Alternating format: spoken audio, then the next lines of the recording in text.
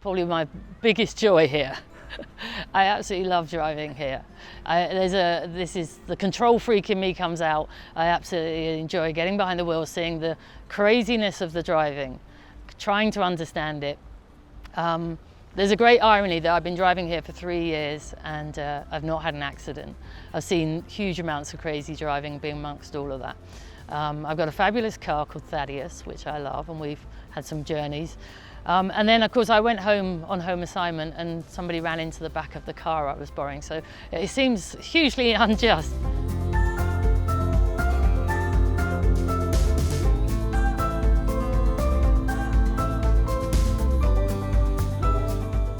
So my name is Carrie and I come from the United Kingdom. Well, I spent 30 years in the British Police. I joined when I was young, so I was 19 when I joined. So I had the privilege of finishing early. I had a fabulous career. I really enjoyed it in the British Police, doing a whole variety of things. Mainly I was a uniformed police officer. Yeah, it's an interesting beginning for me. Back in 2003, I was in my home church in Bishop's Waltham in England. And there was a call out for people to come and do a short-term mission with an organisation called Mission Aviation Fellowship. So that's what I did. So I went to Tanzania for a month. It was a big step for me. It was something I'd never done before, but I certainly felt God calling.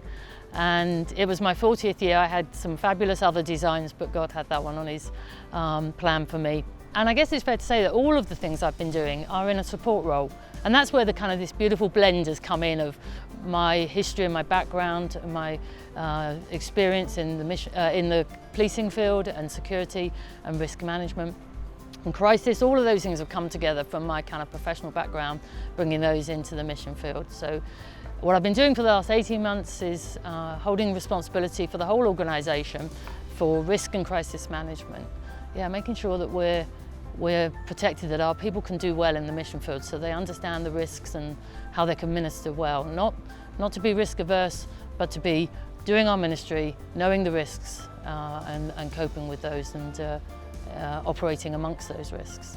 So when I think about where I was and what I am now, then I think adaptability seems to be one of the key things that ability to come and say, I'll soak it up, I'll learn as I go. I think that's been a key message for me, that yes, I've got skills and I've got, maybe it sounds grand, but an expertise.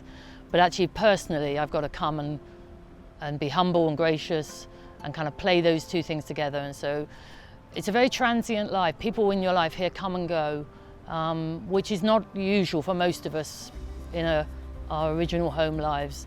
People tend to stick around, we tend to stay in the same place, But people tend to come and go here, and I've actually found that a real blessing in so much as I've learned how to let go and to do well when those people are here. So I think for me that's one thing in the personal life of living here as a missionary, about being adaptable. You meet a huge amount of culture, not just the culture that you're coming into, but the other missionaries. So that adaptability, that ability to be flexible, to soak it up and to learn it, to understand it, to try and meet it at where it's at, rather than saying, this is what I want it to be. That seems critical to me. And in the support role, that seems essential as well, because you're asking people, what do you want? What do we need to do for you? So again, it's that kind of openness and willingness to hear and listen and serve.